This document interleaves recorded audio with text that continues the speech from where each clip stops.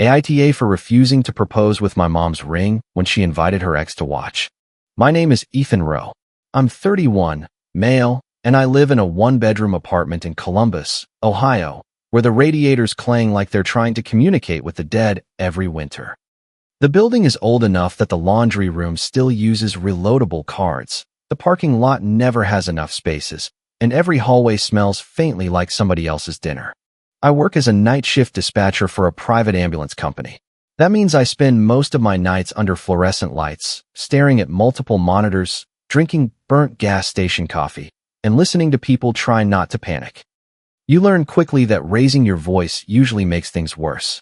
You learn to breathe, ask the next useful question, and keep your hands steady even when your stomach isn't. That skill turned out to be useful in my relationship with Nora. Nora Vale was my girlfriend of almost 4 years. She was 29, worked as a marketing coordinator for a boutique event company, and lived in a newer townhouse in Grandview Heights with a roommate who was almost never home. Her place looked like someone had built it specifically for Instagram. Warm neutral blankets, framed travel prints, glass jars of dried flowers, matching mugs, and candles that smelled like cedar and vanilla. I had helped assemble the bookshelf in her living room, the little entryway bench, and the narrow table behind her couch, but I never felt like anything in that house belonged to me. That should have told me something. I met Nora at a trivia night at a brewery near the Short North. A friend from work dragged me there because I had been spending too many nights off eating pancakes at a 24-hour diner and watching old sitcom reruns until sunrise. Nora was sitting with a group at the next table, laughing loudly at a wrong answer about state capitals. She had this bright, confident way of talking that made the whole room feel like it should lean toward her. At some point, our teams merged because both groups were terrible at sports questions and decent at music. Nora guessed 3 answers correctly in a row, then looked at me and said, "You're quiet. That means you're either secretly brilliant or judging all of us." I said, "Dispatcher. I'm trained to wait until I have enough information." She laughed like that was the best thing anyone had said all night. For the first few months, being with Nora felt like being chosen out of a crowd. She planned dates with the kind of care I wasn't used to. Food trucks on Fridays, coffee at a tiny place in German Village, and walks through Target where we bought nothing we needed and somehow left with $60 of stuff. She noticed small things. I liked ginger ale when my stomach hurt. I hated cilantro. I always checked whether a parking meter was free after 6 p.m. She made me feel seen. Then Caleb started showing up. Not physically at first, just in stories. Caleb Mercer was her ex. He was 32, worked in some sales job that seemed to involve nice watches and a lot of airport selfies, and had apparently been the great heartbreak of Nora's 20s. In the beginning, she talked about him like a warning label. Caleb always made me feel like I was too much. She told me one night while we were eating takeout on her couch, "You don't do that." I took that as a compliment. Another time, she said, Caleb hated when I asked questions. He'd act like I was needy. So when she asked where I was, who I was texting, or why I hadn't replied for 2 hours after a 12-hour shift, I answered carefully. I told myself she was just used to being dismissed. The comparisons started small. We went to a Mexican restaurant in Dublin, and she frowned at the menu. "Caleb would have known I don't like places like this," she said. I thought she was joking. She wasn't. A month later, I bought her a necklace for her birthday. It was nothing huge, just a delicate gold chain with a tiny emerald pendant, because she had once said green made her eyes look brighter. She smiled when she opened it, kissed me, and wore it to dinner. Then later, after 2 glasses of wine, she said, "Caleb was awful at consistency, but he was really good at grand gestures." I remember looking down at my plate and feeling my face get hot. "What does that mean?" I asked. "It doesn't mean anything," she said, rolling her eyes. "Don't make it weird." That became one of her favorite phrases, "Don't make it weird." If Caleb liked one of her posts within minutes and I noticed, I was making it weird. If she turned her phone face down during dinner and I asked who kept messaging, I was making it weird. If I brought him up during arguments, I was being insecure. "It's not a big deal," she'd say, like I was the one dragging him into the room. For a long time, I believed her. That's embarrassing to admit, but it's true. I wanted the relationship to work so badly that I mistook endurance for loyalty. I thought if I stayed calm enough, kind enough, and patient enough, she would eventually relax into us. I thought love meant proving I wasn't like the person who hurt her. My older sister, Maya, saw it before I did. Maya is 34 and has the kind of voice that makes you sit up straighter even when she isn't mad. She lives about 20 minutes away in Worthington with her husband and 2 kids, and she has always been the person in my life who can tell when I'm lying by the way I say I'm fine. One Sunday, Nora and I went to Maya's house for dinner. Maya made chicken, roasted carrots, and those little potatoes she smashes with a glass before baking. Nora spent half the meal on her phone, smiling at something she wouldn't show me. Afterward, while Nora was in the bathroom, Maya leaned against the kitchen counter and said quietly, "Does she always do that?" "Do what?" "Make you feel like you're auditioning." I laughed because it was easier than answering. "She's just had a hard past," I said. Maya looked at me for a long second. "So have you." That shut me up. My hard past wasn't dramatic in the way Nora's stories were dramatic. It was quieter. My mom, Diane Rowe, died 3 years before all this happened. She would have been 62. She had been a school secretary for most of my childhood, the kind of woman who remembered everyone's birthday and kept extra granola bars in her purse in case somebody got hungry. She got sick, then she got better for a while, and then she got worse again. I was 28 when she passed. Maya and I handled most of her apartment afterward, sorting through sweaters, old bills, Christmas ornaments, kitchen magnets, and the little things that somehow hurt more than the big ones. A few months before she died, Mom gave me her engagement ring. It wasn't huge. It was a simple oval diamond in a yellow gold setting, worn smooth around the edges from decades of dishes, paperwork, laundry, and life. She pressed the blue velvet box into my hand while we sat at her kitchen table, the same table where she used to help me with math homework. "Don't give this to someone who makes you feel desperate," she said. I tried to joke because I didn't know what to do with my face. "That's oddly specific." "I mean it," she said. "Give it to someone who makes you feel peaceful." Excited, yes. Nervous, sure. But not like you have to earn air. At the time, I nodded and put the box in my jacket pocket. Later, I cried in my car for 20 minutes before I could drive home. After she passed, I kept the ring in my closet inside a shoebox of family photos. The box had old vacation pictures, school portraits, a photo of Maya, missing both front teeth, and one picture of my parents standing in front of a lake before I was born. I didn't open it often. Then, about 3.5 years into my relationship with Nora, I started opening it more. I wish I could say I decided to propose because everything was perfect. It wasn't. Nora was still Nora. Caleb was still hovering around the edges of our life like a weather system that never fully moved on. But there were good days, too. There were mornings when she'd call me after my shift and say, "Come over.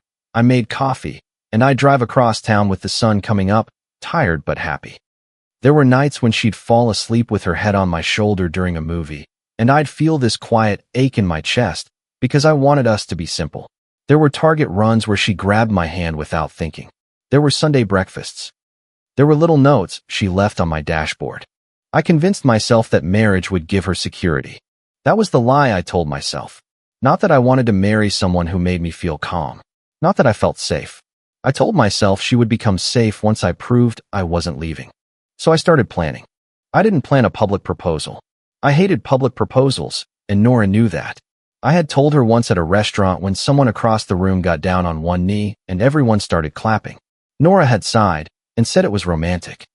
I said, "I'd rather ask someone when it's just us, so the answer belongs to the 2 people involved." She had made a face. That sounds like something a man says when he doesn't want to try. I remembered that, but I still planned something private. I wanted to take her to the conservatory because she loved plants she couldn't keep alive. I had a small reservation for dinner afterward. I even looked into ring insurance paperwork because Maya told me not to be stupid with Mom's ring. I kept the forms in a folder under my bed and the ring in the shoebox where it had always been. Around that same time, Nora started acting strangely interested in proposals. At first, I thought it was normal. We were at that age. People around us were getting engaged, married, divorced, remarried, or having babies on purpose. Her Instagram feed was full of engagement photos and venue tours. One night, we were making pasta at her townhouse. I was chopping garlic while she leaned against the counter, scrolling. "Round or oval?" she asked. "For what?" "Rings." I tried to sound casual. "Depends on the person." That's such a non-answer. What do you like? She held the phone up. Oval. Obviously. Round is fine, but oval photographs better. My hand froze for half a second on the knife. She noticed. What? Nothing. She smiled. You're so bad at hiding things. I thought she meant nerves. A week later, at dinner with her coworkers, she made a joke that landed like a fork dropped on tile. Ethan moves at the speed of a government office, she said, laughing into her drink. By the time he proposes, I'll need reading glasses to see the ring. Everyone laughed. I laughed too, because that's what you do when you don't want people to see they hit something soft. Lena Brooks didn't laugh much. Lena was Nora's close friend and co-worker. She was quieter than Nora, with sharp eyes and a careful way of speaking. I never knew if she liked me, but she was always polite. That night, she glanced at me, then looked down at her glass.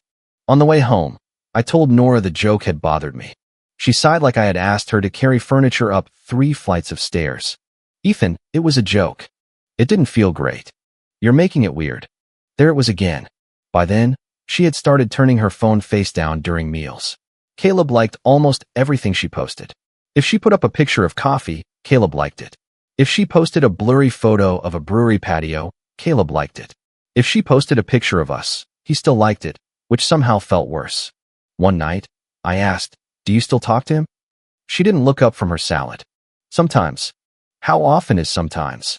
She set her fork down. Are we doing this? I'm asking a normal question. No, you're asking because you saw a like on Instagram and now you're spiraling. I'm not spiraling. You kind of are. I backed off because backing off was what I did. I told myself I was being mature. The week before everything happened, I was coming off a brutal shift. ICE had coated the roads overnight, which in Columbus means half the city forgets how brakes work. The dispatch room had been tense and cold, with fluorescent lights buzzing over our heads. My coworker Sean was muttering into his headset while I logged calls and drank coffee that tasted like burnt cardboard. By 7 a.m., I was exhausted enough that my bones felt hollow. I stopped at a gas station on the way home for another coffee because my sleep schedule had become a suggestion. While I stood under harsh lights waiting for the machine to finish coughing into a paper cup, my phone buzzed. It was Lena. Hey Ethan, sorry to bother you. Are you still handling the timing for Saturday, or did Nora want me to coordinate with the brewery directly? I stared at the message. Then I read it again. Saturday? The only thing I knew about Saturday was that Nora had told me one of her co-workers was having a casual birthday thing at a brewery. She had asked me to wear something decent, not your gray hoodie, which had annoyed me, but not enough to question it. I typed back, what timing? The 3 dots appeared, disappeared, and appeared again. A minute passed. Then Lena wrote, wait, you know about Saturday, right? My stomach did something cold and unpleasant. I got into my car and sat there with the gas station coffee steaming in the cup holder. I wrote, Nora said it was a birthday gathering. No reply for almost 5 minutes. Then, I think I messed up. Can you call me when you're alone? I called her from my parking lot because I knew if I went inside my apartment, the radiator would be clanging and the upstairs neighbor's dog would start its morning routine of sprinting from one end of the unit to the other. Lena answered on the second ring. Ethan? Yeah. She exhaled. I'm sorry. I thought you were involved. Involved in what? There was a long pause. The engagement party. I didn't speak. She rushed on. Nora said you were proposing Saturday. She said you wanted it to be a surprise, but she needed help with the celebration afterward, and since I work events, I helped with the room and the decorations. She made it sound like you knew. I sat there staring at the dirty snow piled against the curb. I didn't plan an engagement party, I said. Lena's voice got smaller. Oh, where is it? The brewery in Grandview. The upstairs event room. Who's invited? Another pause. Friends. Some coworkers. A few people from her old group. Caleb. She didn't answer fast enough. I closed my eyes. Lena. Yes, she said. Caleb is invited. For a few seconds, the only sound was my car heater. Then Lena said, I'm sorry. I really thought you knew. I thanked her. I don't know why. Habit, maybe. Dispatch training. Keep your voice even. Get the information. Panic later. When I got upstairs to my apartment, I set the coffee on the counter and forgot about it. My hands felt too precise, like they belonged to someone else. I opened my laptop and checked the shared Google Calendar Nora and I used for work schedules, dinners, birthdays, and errands. Saturday had an entry, vendor walkthrough. Location, the brewery. I stared at it until the words blurred. Vendor walkthrough. Not a birthday, not a dinner, and not a proposal. It was a fake label sitting in our shared calendar like a tiny locked door.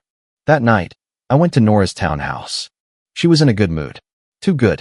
She had music playing, candles lit, and she was making a cheese board for dinner because she had decided we were snack dinner people now. Her phone was on the counter, face down. "Hey," she said, kissing my cheek. "You look exhausted. Long shift. You always say that." "It's usually true." She smiled, but her eyes moved to my jacket, like she was checking the pockets. We ate on the couch. She talked about work, a difficult client, and a venue manager who had the energy of a damp napkin. I nodded at the right places. She kept glancing at her phone. At one point, it buzzed. She flipped it over just enough to see the screen, smiled, and put it back down. "Who's that?" I asked. "Nobody." "Nobody made you smile." She looked irritated. "A work thing. At 9:30 p.m.? Ethan." I took a sip of water. She leaned back. "Don't start." "I didn't start anything. You're doing that quiet thing." "What quiet thing?" "The thing where you pretend you're fine, but you're actually building a case in your head." That was so close to true that I almost laughed. "Instead," I said, "Saturday is still your coworker's birthday thing?" She blinked once. Then she smiled. Smooth and easy. "Yeah. What?" "No reason. You'll wear the Navy suit, right? To a birthday thing? It's not a barbecue, Ethan." "Okay." She reached for a cracker and said, too casually, "And don't be weird if people take pictures. My coworkers love pictures." There was my answer. On my way out, I paused near the front door because I heard her phone ring in the kitchen. She must have thought I was already outside. Her voice dropped, but the townhouse was quiet. "He'll do it," she said. "He always does what he thinks is right."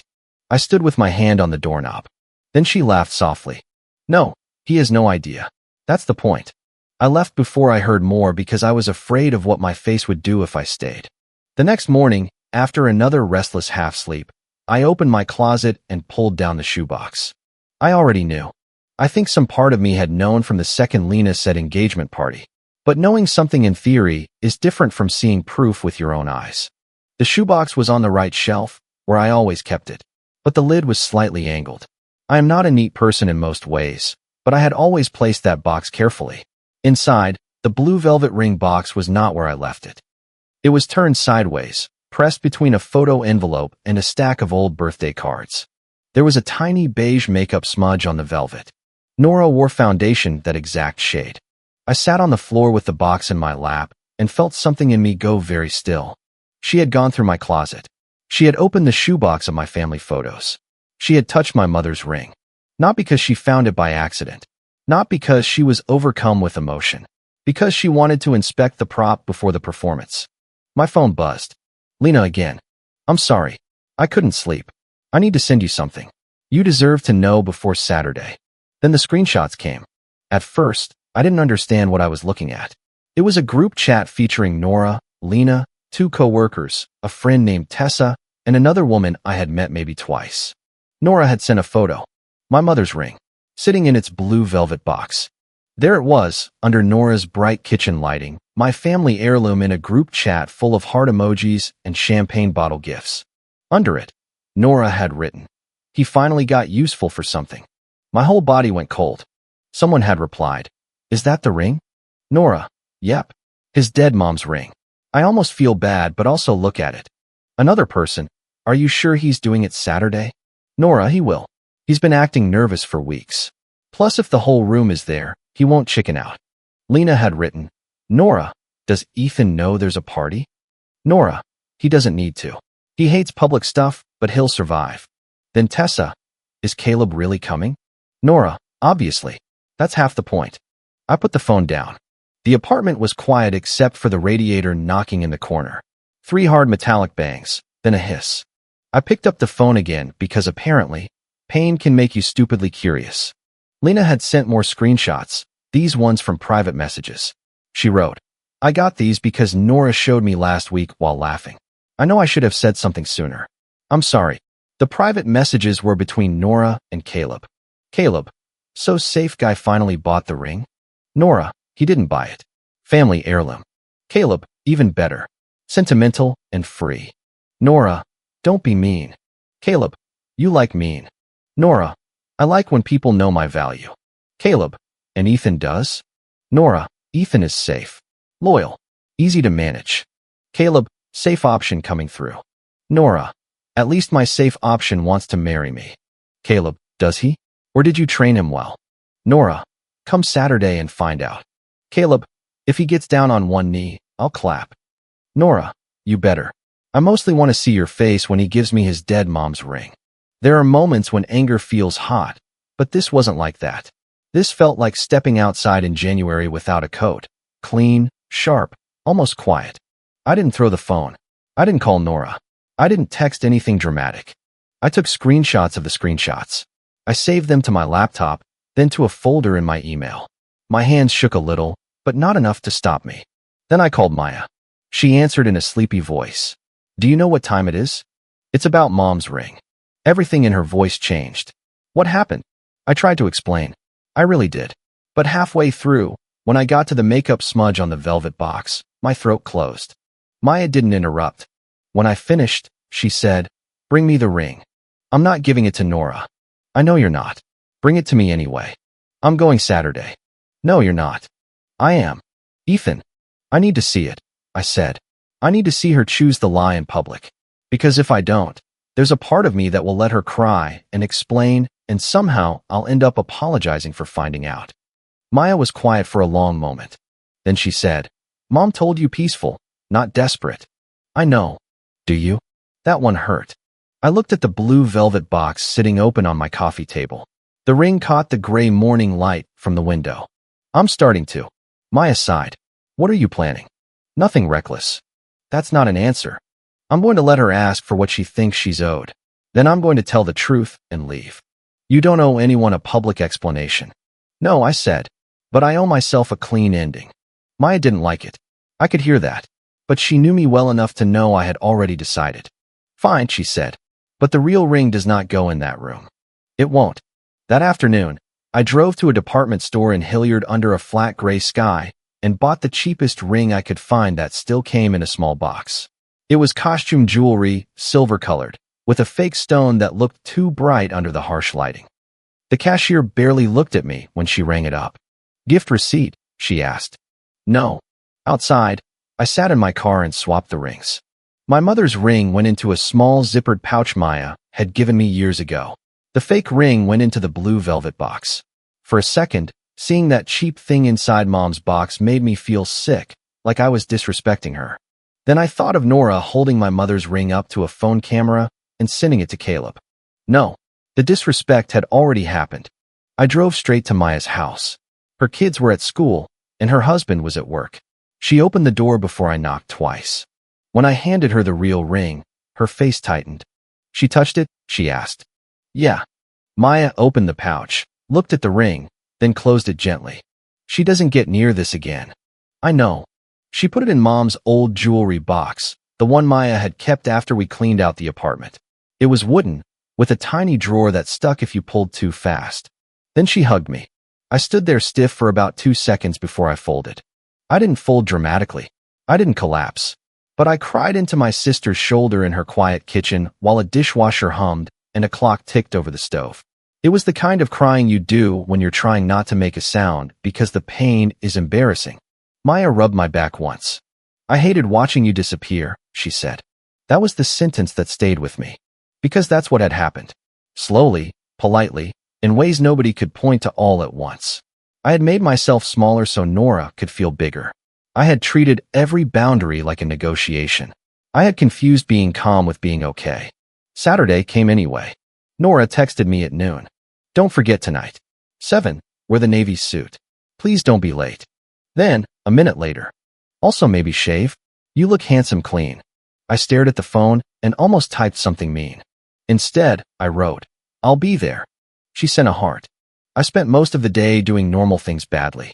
I washed dishes, bought groceries I didn't need, and deleted and reinstalled a weather app for no reason. Around 5 p.m., I showered and put on the navy suit Nora liked. It was the same suit I had worn to my mother's memorial service, though Nora probably didn't remember that. Before I left, I stood in front of my bathroom mirror and looked at myself.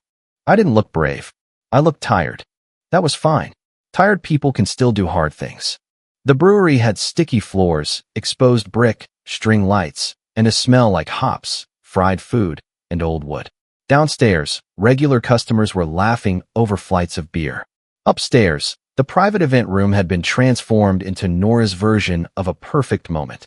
There were gold balloons, rented cocktail tables, a white photo backdrop with fake greenery, and tiny candles in glass holders. Across the back wall, there was a sign in looping gold letters. She said yes. I stopped in the doorway. For half a second, the room tilted. Not because I was surprised. I already knew. But seeing it physically there, paid for and assembled, made the betrayal feel less like messages on a screen and more like a room I had been invited to stand in. People turned when I walked in. Too cheerful. Too bright. Ethan, Tessa said, coming toward me with a smile that looked stapled on. You made it. Wouldn't miss it, I said. Her eyes flicked to my jacket pocket. So did 3 other people's. Lena stood near the bar, holding a glass of water. She looked pale. When our eyes met, she gave a tiny nod. Not encouragement exactly, more like an apology. Then I saw Caleb. He was leaning against the bar in a fitted dark shirt, drink in hand, smiling like a man who had arrived early for a show. He was handsome in an obvious way. Clean haircut, expensive shoes, and casual confidence. He was the kind of guy people describe as magnetic when they mean used to getting away with things. He lifted his glass slightly when he saw me. I nodded back. Nora arrived 5 minutes after me, which I'm sure was intentional.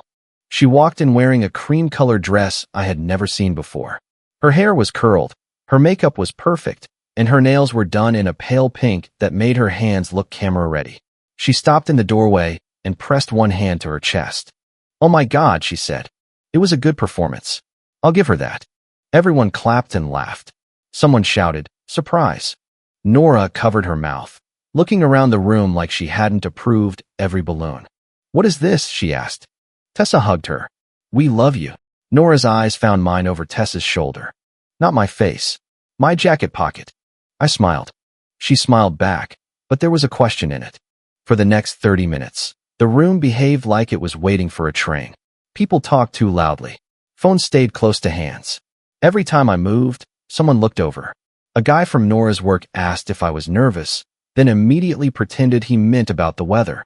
Caleb made his way over eventually. Ethan, he said, like we were old friends. Caleb, big night, huh? I looked around. Seems like it. He smiled into his drink. Nora likes a moment. I've noticed. He studied me then, maybe trying to figure out whether I knew. But people like Caleb are used to assuming they're the smartest person in the room, so he decided I didn't. Well, he said, clapping me lightly on the shoulder. Good luck. I looked at his hand until he removed it. Across the room, Nora watched us with a tight expression. Lena came up beside me after Caleb walked away. I'm sorry, she said quietly. You already said that. I know. I should have said something earlier. Why did you? She swallowed. Because yesterday Nora was joking about how you'd probably cry when you proposed, and everyone laughed. And then she said Caleb deserved to see what he missed. I realized she wasn't nervous. She was enjoying it. I nodded. Lena glanced toward Nora. I helped with this room. You didn't know. I knew enough to feel wrong. That was honest, at least. Before I could answer, someone tapped a spoon against a glass. Of course they did. The room quieted. Nora stood near the photo backdrop, cheeks flushed, pretending to be overwhelmed. Tessa had one arm around her. Caleb stood near the bar. Phones came out. I saw little red recording dots on screens. Nora laughed softly. I don't even know what to say, she began. That was also a lie. Nora always knew what to say. She looked around at the room. I'm so lucky to have people who care enough to celebrate big moments, even when some people take a very, very long time to get there. Laughter. My face stayed still. She looked at me then. Ethan has taught me patience. More laughter, softer this time. He's steady, she continued. He's loyal. He's the kind of person who takes forever to make a move because he wants everything to be perfect. I watched Caleb's mouth twitch. Nora turned fully toward me. So, she said, smiling wide. Aren't you forgetting something? The room went silent in the specific way a room goes silent when everyone already knows what they expect to happen. Someone near the back whispered, "Come on, don't make her wait." I stepped forward. My heartbeat was loud in my ears, but my hands were steady. That almost made me laugh. Work had trained me too well. Fluorescent lights, multiple monitors, people panicking, me asking the next useful question. Same body, different emergency. I reached into my jacket and took out the blue velvet box. Nora's eyes shone, not with love, but with victory. That was the last thing I needed to see. I held the box in my palm and looked at her. "You're right," I said. "I was forgetting something." Nora's smile widened. I opened the box. The fake ring flashed under the string lights, looking too shiny and too cheap. For 1 second, nobody understood. Then Nora's face changed. It was small, but I saw it. Her eyes dropped to the ring. Her mouth parted. The color drained from her cheeks just enough that her blush stood out too clearly. "That's not," she started, then stopped. I closed the box. "My mother's ring," I said, keeping my voice even, "was meant for someone who loved me when no one was watching." No one moved. It was not meant to be photographed without my permission. It was not meant to be sent to group chats. And it was definitely not meant to be used as a prop so someone's ex could clap from the bar. The room seemed to inhale. Nora whispered, "Ethan." I looked at her, not cruelly, just directly. "I know." She shook her head. "No, you don't. Whatever you think. I know about the party. I know about the calendar entry. I know you found the ring in my closet. I know you sent pictures of it." A few people turned toward Lena. Lena looked down, but didn't deny anything. Nora's voice sharpened. "Are you serious right now?" "Yes." "This is private." I looked at the sign behind her. She said yes. Then I looked back at her. "You made it public before I even asked." That landed. I saw it land in the faces around us. A couple of people lowered their phones. One person kept recording. Nora stepped toward me, lowering her voice. "Do not do this." I could have stopped there. Maybe I should have. But there are times when leaving too much unsaid lets people rewrite the story before you reach the parking lot. So I took my phone out. "I'm not going to read everything," I said. "Just enough." Nora's eyes widened. "Ethan, don't." I read from the screenshots, my voice calm enough that it sounded strange even to me. He finally got useful for something. A murmur moved through the room. I continued. "He hates public stuff, but he'll survive." Nora looked at Lena with pure betrayal, which would have been funny if it hadn't been so sad. Then I read the private message. "Ethan is safe, loyal, easy to manage." Caleb shifted near the bar. I looked at him for the first time. And then Caleb called me the safe option. Caleb lifted both hands slightly. "Look, I didn't know it was that serious." That got a small, stunned laugh from someone. Not because it was funny, but because it was exactly the kind of thing a man like that would say. Nora spun toward him. "Are you kidding me?" He shrugged. "You sent the messages." "Oh my God," she snapped. "You encouraged me." "I joked," Caleb said. "That's different." And there it was. The grand romance. The unfinished heartbreak. The invisible third person in our relationship, reduced to two selfish people trying to toss the blame back and forth under string lights. I turned back to Nora. "For almost 4 years, I thought I was building a future with you. I ignored things I shouldn't have ignored. That part is on me. But this," I held up the ring box. "This is not a misunderstanding." Her eyes filled with tears. Not soft tears. Angry tears. Cornered tears. "I was insecure," she said. "You don't understand what Caleb did to me." "You're right," I said. "I don't fully understand that. But I understand what you did to me." The room went quiet again. I put the blue velvet box back in my jacket. "There will be no engagement," I said. "Thank you for coming. Lena, thank you for telling the truth." Then I walked out. Nora called my name before I reached the stairs. I kept going. Downstairs, the brewery, noise hit me all at once. Laughter, glasses, music, and chairs scraping. Normal life continuing underneath the little disaster upstairs. I pushed through the front door into the cold night air. The parking lot smelled like wet pavement and fryer oil from the restaurant next door. I heard the door open behind me. "Ethan." Nora's heels clicked across the pavement. I unlocked my car. "Ethan, stop." I opened the door. She reached me, breathing hard, eyes wet, and face furious. "How could you humiliate me like that?"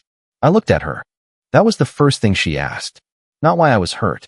Not whether my mother's ring was safe. Not how long I had known. Not even a real apology. How could you humiliate me? I got in the car. She grabbed the edge of the door. Please. I panicked. I handled it badly. You planned it. I thought if it happened in front of everyone, it would be easier. For who? She didn't answer. I gently pulled the door from her hand. Go back inside, I said. Ethan, go back inside. Then I closed the door and drove away. I expected to feel something dramatic. Relief, maybe. Freedom. Instead, I felt empty and tired. At a red light, I realized my hands were shaking. By the time I got home, I had a headache behind my eyes. My apartment looked exactly the same as when I left. Dishes in the sink. Shoes by the door. A pile of clean laundry on the chair. The radiator clanged twice, like it was annoyed I had returned. I took off the suit, hung it up, then took it back down and threw it over the chair instead. Then I sat on the edge of my bed until sunrise. Nora called 17 times that night. I didn't answer. She texted paragraphs. At first, they were defensive. You made me look like a monster. You don't understand how much pressure I've been under. Those messages were taken out of context. Then angry. Lena had no right. You embarrassed me in front of everyone. My coworkers were there, Ethan. Then sad. I'm sorry. Please talk to me. I made a mistake. I love you. I read them all and replied to none. Around 9 a.m. the next morning, Maya came over with coffee and a bag of bagels. She didn't ask if I was okay. She knew I wasn't. She just put the coffee on the counter and said, eat something. I managed half a bagel. Maya sat across from me at the tiny kitchen table. Do you regret it? She asked. I thought about the room, Nora's face when she saw the fake ring, and Caleb stepping away from responsibility like smoke avoiding a wall. No, I said. I hate that it happened, but I don't regret it. Maya nodded. At noon, there was a knock at my apartment door. I knew it was Nora before I looked. Maya stood up. I can tell her to leave. No, I said. I need to do this. Maya didn't like that either, but she went into the bedroom and left the door cracked. I opened the apartment door, but kept the chain on. Nora stood in the hallway wearing leggings, a long coat, and no makeup. She looked smaller without the cream dress in the audience. Her eyes were red. Can I come in? She asked. No. Her face crumpled. Ethan, please. We can talk here. She glanced down the hallway like she was embarrassed someone might hear. That told me more than she meant it to. I'm sorry, she said. I am. I know I messed up. I waited. I was insecure. Caleb messed with my head for years, and when he started paying attention again, I wanted him to see that I wasn't alone. That someone good wanted me. I know that sounds awful. It is awful. She flinched. I didn't mean to hurt you. You knew I hated public proposals. I thought once it was happening, you'd be okay. You went through my closet. Her mouth tightened. I found the box by accident. In a shoebox of family photos? She looked away. I nodded once. Don't. A tear slipped down her cheek. I wanted to feel chosen, she said. That sentence might have worked on me a year earlier. Maybe even a month earlier. I would have softened. I would have heard the hurt under it, and forgotten the way she had used mine. But all I could see was my mother's ring under Nora's kitchen lights. You didn't want to be chosen by me, I said. You wanted to be watched by Caleb. She covered her mouth. That's not fair. It is fair. I love you. I believe you love what I gave you. Her eyes hardened for a second, then softened again when she realized anger wouldn't help. We can fix this, she said. No. You always say relationships take work. They do. But not this kind. She stepped closer. The chain held the door mostly shut between us. I'll block Caleb. I'll tell everyone I lied. I'll do whatever you want. I want my key. Her face went still. Ethan. My key, Nora. She looked down at her purse. For a second, I thought she might refuse, or cry harder, or turn it into another argument. But eventually, she opened the purse with shaking hands and pulled my key off her ring. She slid it through the gap. I took it. She whispered, that's it. I looked at the woman I had loved for almost 4 years. The woman I had almost given my mother's ring to because I thought love meant surviving the same hurt long enough for it to become trust. That's it, I said. I closed the door. On the other side, she stayed there for a while. I could hear her crying softly in the hallway. Then I heard her footsteps retreat. Maya came out of the bedroom. You okay? No. She nodded. Good answer. A few days later, the fallout reached me in pieces. Lena texted once to say Nora had taken a week off work. She also said she was sorry again, and that she understood if I never wanted to hear from anyone in that group. I told her I appreciated what she did, but I needed space. Tessa unfollowed Nora, then me, then Caleb, probably to avoid having to pick a side publicly. Caleb sent me one message on Instagram. Man, I didn't know she was taking it that far. Hope you're good. I stared at it for a full minute, then blocked him. Nora sent emails after I blocked her number. Long ones. Emotional ones. Some were apologetic, and some were full of explanations about childhood wounds, fear of abandonment, and how I had misunderstood the tone of certain messages. I read the first two, then stopped. It wasn't because I didn't care, but because I cared too much, and I knew caring would drag me back into the fog. The hardest part wasn't missing Nora. It was missing who I had been trying to make her into. For weeks, my apartment felt haunted by routines. I'd reach for my phone after work to tell her something weird a caller had said. I'd see her favorite crackers at the grocery store and feel my chest twist. I deleted shared playlists one night and had to sit on the kitchen floor afterward like an idiot because a song from our first summer came on before I could stop it. Healing was not cinematic. It was buying new sheets because the old ones reminded me of her. It was doing laundry at 10 a.m. instead of midnight because I finally requested fewer overnight shifts. It was taking a walk through Clintonville without checking my phone every 3 minutes. It was eating pancakes at the diner after work and realizing I was there because I wanted to be, not because I was avoiding a fight. It was calling Maya more often and not pretending everything was fine. About a month after the party, I asked my supervisor if there were any day shift openings. He looked surprised. "You sure?" he asked. "You're one of my best nights. I'm tired of being good at being awake when everyone else is asleep." He laughed, then realized I wasn't joking. It took another few weeks, but I got moved to a split schedule first, then mostly days. My body didn't trust normal sleep at first. I'd wake up at 3 in the morning, alert for no reason, listening for the radiator. But slowly, I started sleeping like a person. I also moved. Not far. Just into a slightly better apartment near Worthington with quieter heating, more parking, and a kitchen big enough for a table that didn't wobble. Maya helped me unpack. Her kids ran around placing sticky notes on boxes they had no intention of carrying. On the first night there, I ordered pizza and ate it standing at the counter because I couldn't find plates yet. The apartment was too quiet, but not in a lonely way. It was more like it was waiting to see who I would become without constantly adjusting myself around someone else's mood. 2 months after the party, Maya invited me over for Sunday dinner. After we ate, she took Mom's jewelry box from the top shelf of her bedroom closet and brought it to the kitchen table. "You ready?" she asked. I knew what was inside. "I don't know."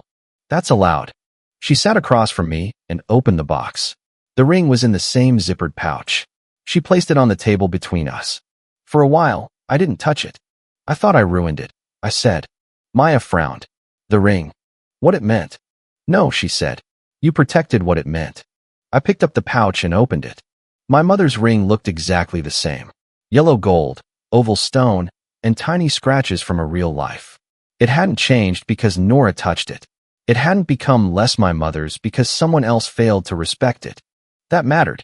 I held it in my palm and remembered Mom at the kitchen table, thin but clear-eyed, telling me not to give it to someone who made me feel like I had to earn air.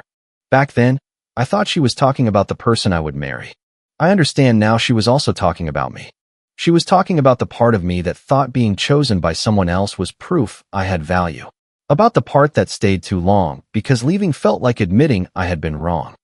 About the part that confused peace with boredom and anxiety with passion because Nora's highs made the lows seem meaningful.